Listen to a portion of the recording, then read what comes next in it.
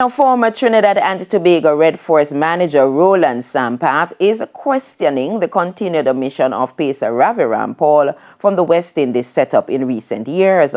Sampath insisted that if Cricket West Indies selectors can go back to 41-year-old opener Chris Gayle and the 39-year-old pacer Phil Edwards, then the TNT medium pacer has to be given due consideration following good performances in the recently concluded Regional Super 50 Cup.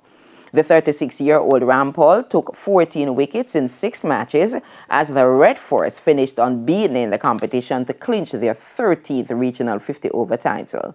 Sampath said in his view, Rampaul was the best bowler on show in the Super 50, describing him as an attacking wicket-taking bowler.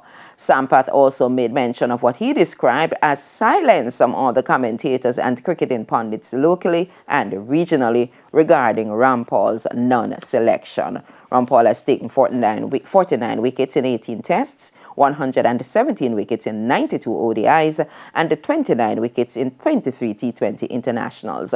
The last time he played for the West Indies was in 2015.